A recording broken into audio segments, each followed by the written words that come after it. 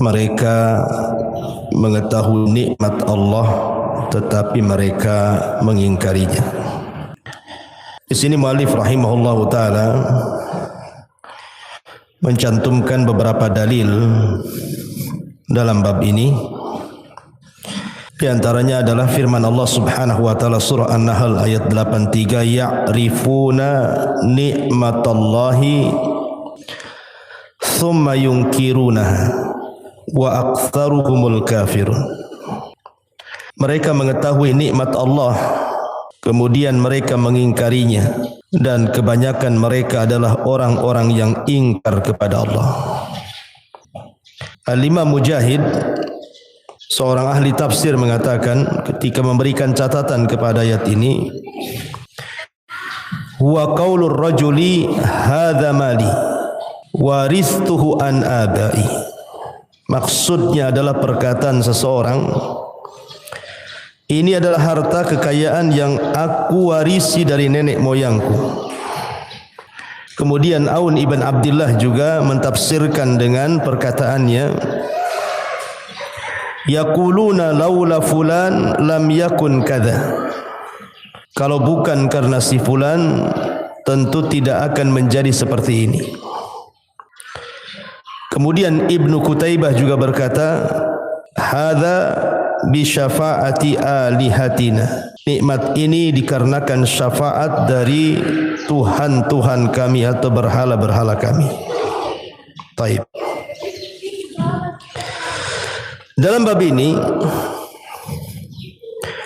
muallif rahimahullahu taala ingin menjelaskan kepada kita tentang pentingnya mensyukuri nikmat Allah Subhanahu wa taala. Jangan sampai kita mensyarikatkan Allah dengan yang lainnya dengan menasabkan nikmat itu kepada selain Allah sehingga terjerumus kepada kesyirikan dan kekufuran. Ma'asyiral muslimat yang dimuliakan Allah Subhanahu wa taala, semua nikmat yang datang dari Allah itu harus kita nasabkan kepada Allah. Karena Allah mengatakan dalam Al-Quran, wa ma bikum min ni'matin faminallah. Tidak ada satupun nikmat yang datang kepada kalian kecuali nikmat itu datang dari Allah. Dan nikmat yang Allah Subhanahu wa taala anugerahkan kepada kita ini tidak terhitung jumlahnya. Allah Subhanahu wa taala berfirman, wa in ta'uddu ni'matallahi la tuhsuha. Kalau Anda hendak menghitung berapa jumlah nikmat Allah, niscaya kalian tidak mampu untuk menghitungnya. Kalau seandainya sekarang kita lihat ada alat-alat canggih untuk menghitung sampai jutaan bahkan miliaran dengan alat tertentu, komputer dan yang semacamnya, boleh jadi mungkin alat-alat tersebut sudah rusak sementara nikmat Allah belum terhitung, saking banyaknya. Dan itu semua datang dari Allah Subhanahu wa taala. Saya akan bercerita satu kisah yang dicantumkan dalam kitab Riyadhus Shalihin, karya besar Imam An-Nawawi rahimahullahu taala. Dahulu di zaman Bani Israel kalau tidak salah, ada 3 orang yang Allah Subhanahu wa taala uji dengan berbagai macam penyakit.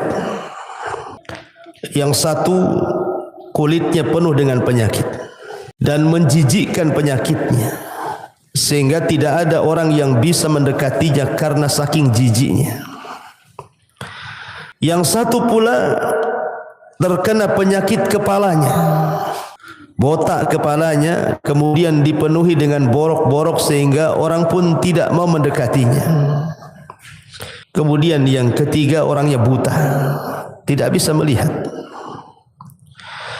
Kemudian Allah Subhanahu wa taala hendak menguji 3 orang ini. Diutuslah malaikat kemudian datang kepada orang yang penuh dengan penyakit di badannya. Kemudian malaikat ini mengatakan dalam bentuk manusia, kira-kira kalau seandainya engkau berkehendak, mau minta apa sama Allah Subhanahu wa ta'ala? Maka orang ini mengatakan, demi Allah, kalau seandainya Allah berkenan, maka aku hanya ingin Allah menyembuhkan seluruh penyakit kulitku, dan Allah berikan kulit yang indah sehingga manusia tidak menjauhiku lagi. Akhirnya malaikat pun mengusap kulitnya, tiba-tiba sembuh. Kemudian setelah sembuh, malaikat ini menitipkan unta bunting. Aku beri kau unta bunting pelihara. Kemudian malaikat ini datang kepada orang yang buta. Kemudian dia pun bertanya persoalan yang sama. Kalau seandainya engkau meminta sesuatu kepada Allah dan Allah akan mengabulkan permintaanmu, kira-kira apa yang kau minta?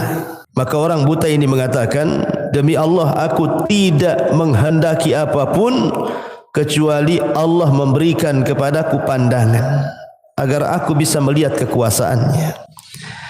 Akhirnya diusaplah orang buta ini oleh malaikat, sembuh pula kedua matanya, kemudian bisa melihat. Kemudian malaikat ini sebelum meninggalkannya dititipi kambing yang sedang bunting. Kemudian malaikat datang kepada orang yang botak kepalanya, yang dipenuhi dengan penyakit. Kemudian berkata dengan perkataan yang sama, kalau seandainya engkau meminta kepada Allah dan Allah kabulkan permintaanmu, kira-kira apa yang kau akan minta? Maka dia mengatakan, sesungguhnya aku hanya ingin agar Allah sembuhkan penyakit kepalaku dan Allah tumbuhkan rambutku, supaya manusia tidak lagi memandang sinis kepadaku. Akhirnya diusap kepalanya, tiba-tiba tumbuh rambutnya dan menjadi indah rambutnya. Karena di zaman itu rambut luar biasa, Bu ya. Di zaman dulu kan gitu ya. Sampai bisa dijual itu potongan rambut itu. Akhirnya kemudian sebelum pergi malaikat ini memberi sapi bunting. Kemudian hilang malaikat ini, tidak pernah menemui orang-orang ini lagi. Akhirnya kemudian yang pertama yang diberikan unta bunting, untanya melahirkan, rupanya melahirkan 2 unta sepasang. Kemudian yang kambing juga sama, yang sapi juga sama. Kemudian dengan berjalannya waktu dari 2 yang kembar ataupun yang sepasang anaknya ini kemudian lahir lagi sampai akhirnya untanya memenuhi lembah, sapinya memenuhi lembah dan kambingnya memenuhi lembah. Kaya raya. Karena kan kekayaan itu kan tergantung ibu di mana, Bu ya. Kalau ibu di desa, kekayaan itu biasanya dilihat dari kebun ataupun sawah. Kalau kebunnya hektaran, sawahnya hektaran, wah kaya tuh Bu di kampung tuh. Atau ternaknya banyak, itu sudah kaya. Tapi kalau di kota kan tidak mungkin, Bu ya. Kekayaannya dilihat mungkin kos-kosannya banyak gitu ya. Punya perusahaan, uang di ATM-nya gendut, itu kalau di kota. Jadi kekayaan itu dilihat di mana dia tinggal. Lah kebetulan di zaman itu kekayaan dilihat dari banyaknya ternak. Sudah kaya raya, maka Allah Subhanahu wa ta'ala hendak menguji nih 3 orang ini. Diutus malaikat lagi, kemudian datang kepada orang yang pertama, tapi dalam bentuk seperti orang itu terkena penyakit dulu. Jadi malaikat ini menjelma sebagaimana manusia yang terkena penyakit kulit. Maksudnya diingatkan kalau dia itu pernah seperti dia. Kemudian Allah berikan nikmat, bersyukur enggak gitu ya. Jadi malaikat ini yang pura-pura sakit kulit datang kepada orang yang dulunya terkena penyakit kulit kemudian sembuh, sekarang sudah kaya. Dia mengatakan, sesungguhnya aku orang susah, orang miskin. Bisa enggak engkau berikan 1 untamu kepadaku? Tiba-tiba Kemudian orang ini dengan sombongnya mengatakan, enak saja, ini unta adalah warisan dari moyangku. Hadza mali waristuhu an abai, katanya. Ini adalah harta kekayaan yang aku warisi dari nenek moyangku. Enak saja kau datang meminta zakat, katanya. Pergi kau. Kemudian malaikat ini mengatakan, seandainya kau dusta bahwa harta itu adalah harta dari warisan bapakmu, bukan harta yang Allah berikan kepadamu, maka Allah akan kembalikan kepada kondisimu semula, katanya. Akhirnya malaikat ini pergi. Rupanya betul, selang beberapa waktu, tiba-tiba kemudian orang ini kembali sakit kulitnya, kambuh. Kemudian untanya satu persatu habis. Akhirnya miskin lagi. Kemudian malaikat ini datang kepada orang yang dulunya botak kepalanya, dalam bentuk botak kepala, penuh dengan penyakit, sama juga minta sedekah dan zakat. Kemudian diingatkan nikmat Allah, bahwa dulu engkau seperti saya, kemudian diberikan nikmat, sekarang sudah kaya raya, tolonglah berikan satu sapimu kepadaku. Tiba-tiba dia mengatakan, hadza mali warithuhu an abai, enak saja, ini kekayaan yang aku warisi dari nenek moyangku. Dia pun kufur nikmat. Kemudian malaikat pun meninggalkannya dan mengatakan, kalau engkau berdusta, maka Allah akan kembalikan ke keadaan semula. Ternyata betul, malaikat pergi. Setelah beberapa waktu, kepalanya mulai rontok, kemudian botak lagi, penuh dengan penyakit. Kemudian semua sapinya dimusnahkan, sehingga menjadi fakir, miskin, dan penuh dengan penyakit di kepalanya, persis seperti semula. Kemudian malaikat datang ke yang ketiga, yang tadinya buta kemudian melihat. Malaikat ini dalam bentuk orang buta. Rupanya yang buta ini pekah. Dia teringat di waktu butanya, sehingga ketika malaikat yang berbentuk orang buta ini meminta zakat, dia mengatakan, sesungguhnya dengan aku tidak buta, mampu melihat dunia dan kekuasaan Allah, ini sudah cukup. Kalau engkau ingin kambing, ambil kambingku satu lembar, katanya. Syukur dia. Dan Allah mengatakan, la in syakartum la azidannakum. Kalau kalian syukur, ku tambah nikmatku kepada kalian. Akhirnya malaikat ini ngaku bahwa aku adalah malaikat yang Allah utus untuk mengujimu, dan engkau lulus dari ujian Allah Subhanahu wa taala, sehingga engkau tidak akan buta kembali, dan kekayaanmu akan terus bertambah dan bertambah. Begitulah orang yang syukur dan orang yang kufur. La in syakartum la azidannakum wa la in kafartum inna adzabi lasyadid. Kalau kalian syukur, ku tambah nikmatku. Tapi kalau kalian kufur, maka azabku sangat pedih, kata Allah. Inilah makna daripada ya'rifuna ni'matallahi thumma yunkirunaha wa aktsaruhumul kafirun. Mereka mengetahui nikmat itu datang dari Allah, tetapi mereka mengingkarinya, dan kebanyakan mereka ingkar kepada Allah Subhanahu wa taala. Ma'asyiral muslimat yang dimuliakan Allah Subhanahu wa taala, lalu sikap seorang mukmin dengan nikmat Allah itu seperti apa? Kalau seandainya ibu mendapatkan nikmat itu, kira-kira apa yang harus ibu lakukan supaya nikmat itu jangan dicabut, dan nikmat itu akan tetap langgeng kepada ibu, bahkan ditambah? Yang pertama, Bu, al-i'tirafu bil qalbi. Akui bahwa nikmat itu datang dari Allah. Ibu harus mengakui nikmat itu harus dinasabkan kepada Allah. Jangan seperti Qarun, Bu. Qarun ketika datang petugas zakat dari Nabi Musa, hendak mengambil zakatnya, apa kata Qarun? Innama utitu min ilmin indi. Enak saja kau datang, katanya. Ini aku kaya bukan sebab doanya Nabi Musa. Ini karena kecerdasanku. karena aku punya pengetahuan yang tidak dimiliki Musa, katanya. Kufur korun. Dia tidak menasabkan nikmat kepada Allah tetapi dinasabkan kepada dirinya. Maka tidak boleh menasabkan nikmat itu kepada diri kita. Semua nikmat datang dari Allah. Karena banyak di masyarakat itu sadar ataupun tidak sadar menasabkan nikmat kepada dirinya. Ya wajar saja aku kaya Pak Ustaz. Saya kan sekolah tinggi, S1, S2, doktor, profesor, masa profesor miskin, katanya. Itu ya. Seolah-olah kayaknya itu karena profesornya. Ya wajar saja Ustaz. Saya kan tipe orang yang tidak pemalas. Saya rajin kerja. Pagi belum lagi ayam bangun saya dah bangun, katanya. Malam ayam belum tidur, katanya kan. Saya juga belum tidur. Jadi kemudian dia nasabkan nikmat itu karena rajinnya dia kerja. Tidak juga. Banyak orang rajin tak kaya-kaya, banyak orang malas juga Allah berikan kaya, kekayaan kan itu. Jadi bukan itu masalahnya, bukan karena rajin ataupun tidak. Ya memang sebab kaya itu karena rajin. Tapi jangan kemudian dinasabkan karena kerajinan kita.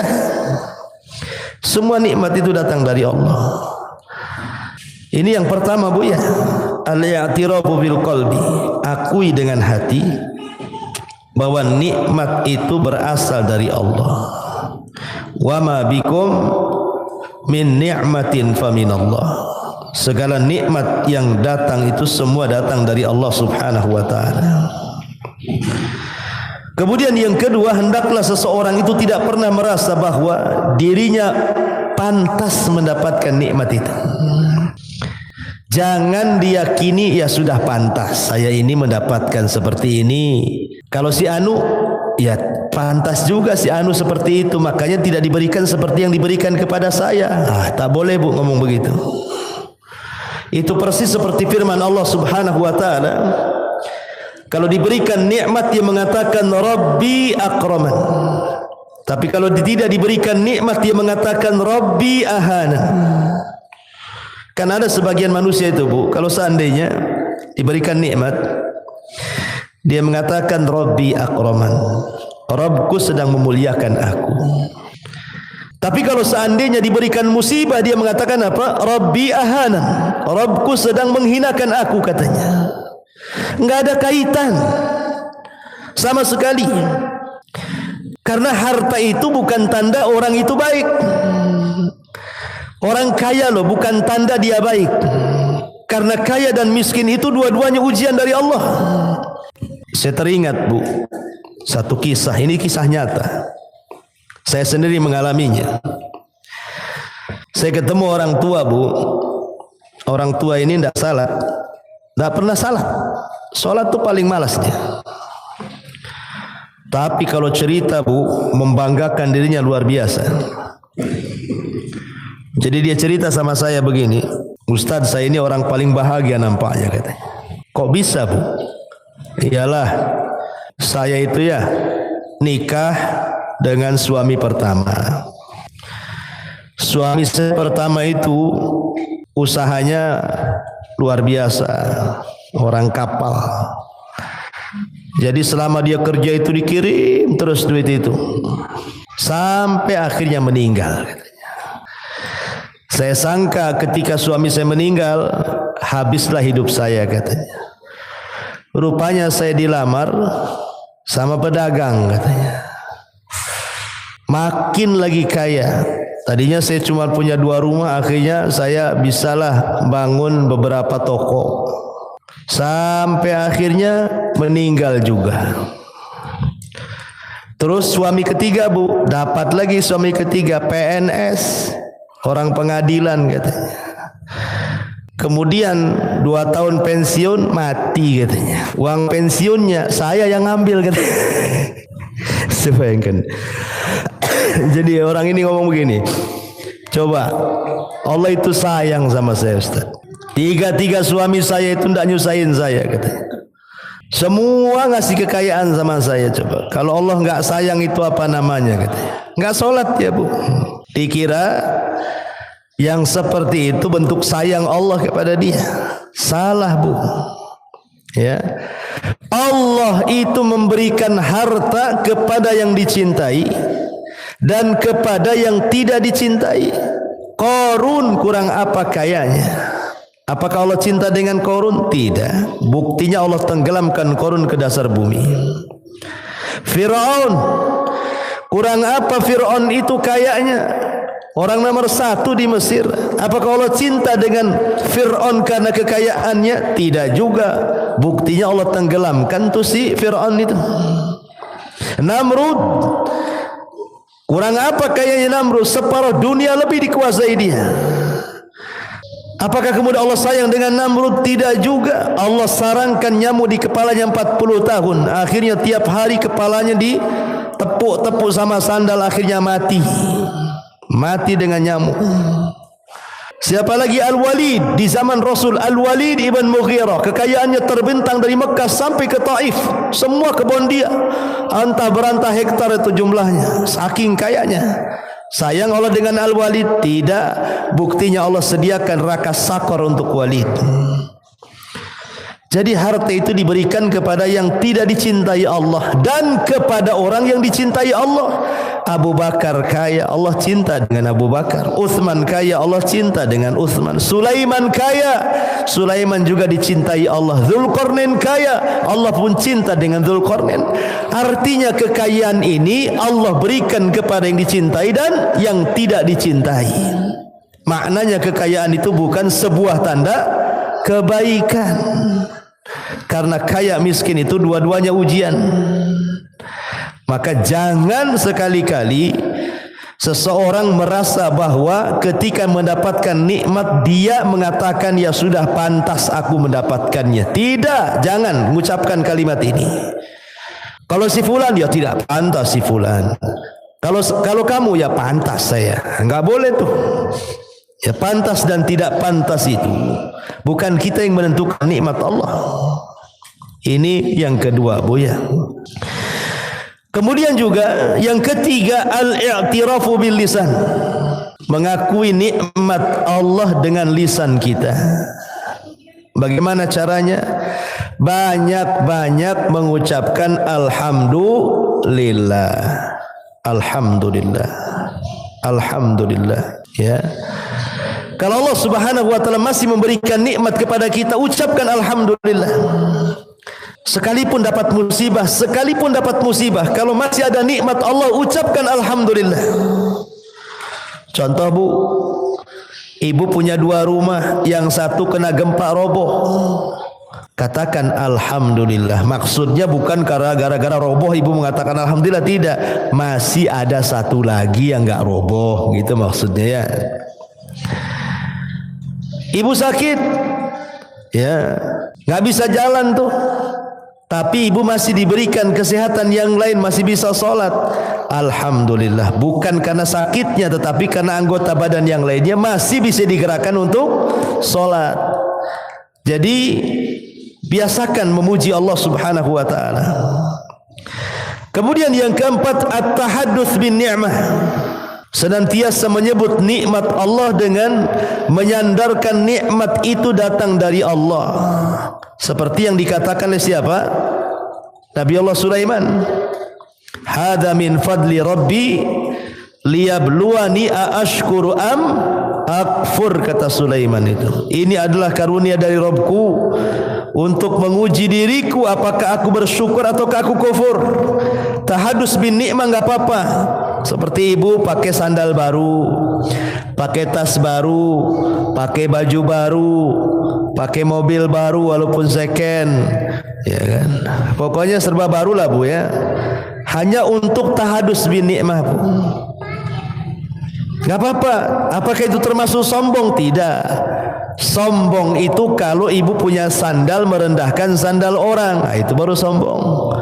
Tapi kalau ibu pakai sandal baru saja, tidak hendak ria, tidak hendak meremehkan orang, tidak masalah. Ibu pakai tas baru, pakai baju baru, ya memang hanya tahadus bin nikmat saja, menampakkan nikmat Allah, bukan untuk merendahkan orang, bukan untuk pamer-pameran kepada orang, bukan. Tahadus bin nikmat saja. Saya punya uang, ya sudahlah saya belikan, ya kan, tidak ada masalah. Atau tahadus nikmat dengan ucapan seperti perkataan Sulaiman bahwa alhamdulillah saya masih sehat, alhamdulillah usaha saya masih lancar, alhamdulillah suami saya masih soleh, alhamdulillah anak saya masih soleh solehah. Nggak apa-apa ngomong begitu, itu namanya tahadus bin ni'mah. Kemudian yang selanjutnya al-i'tiraf bil amal, mengakui dengan amalan kita. Jangan kita belanjakan nikmat yang Allah anugerahkan kepada kita dengan bermaksiat. Itu maksudnya al-i'tiraf bil amal itu. Taib. Ini dalil yang pertama. Kemudian dalil yang kedua yang disebutkan mu'allif rahimahullahu ta'ala.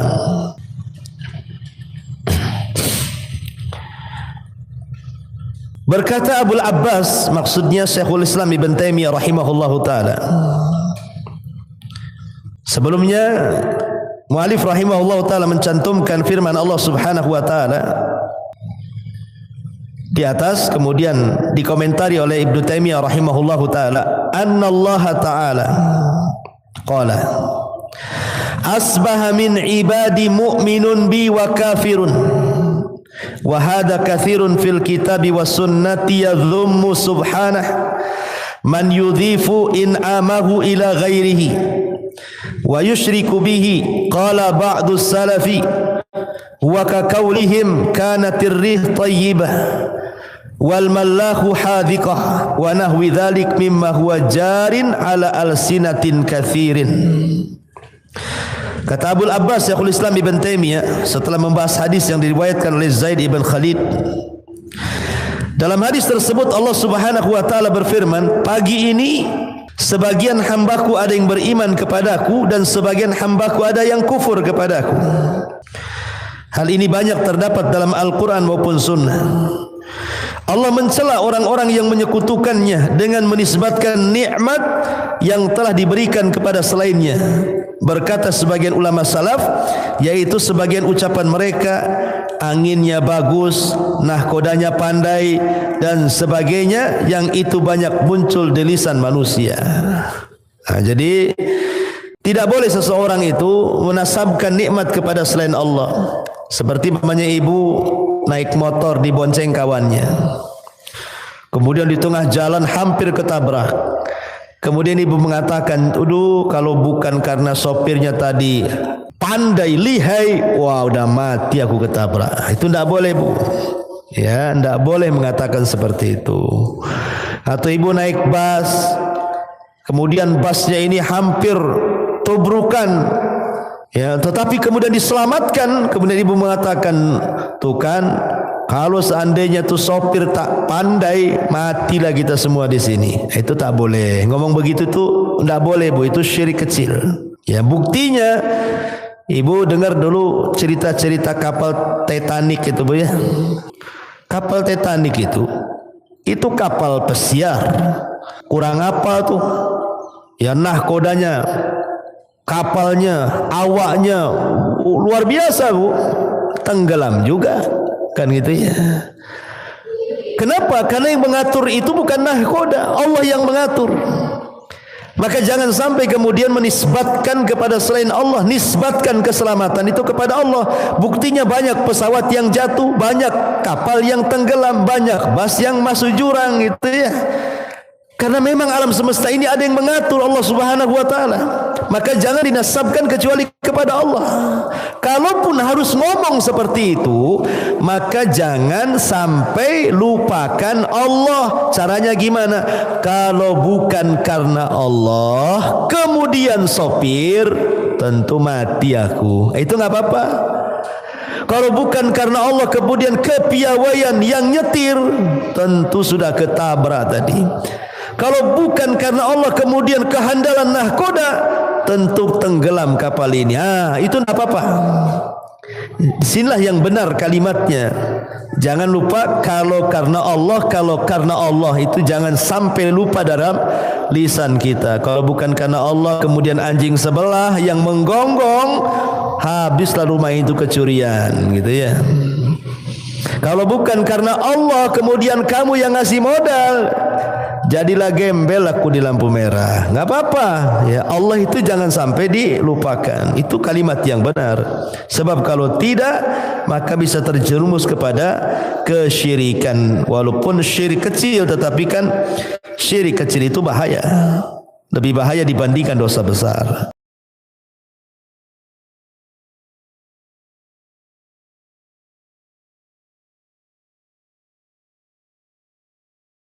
Subhanallah walhamdulillah wa la ilaha illallah wallahu akbar. Subhanallah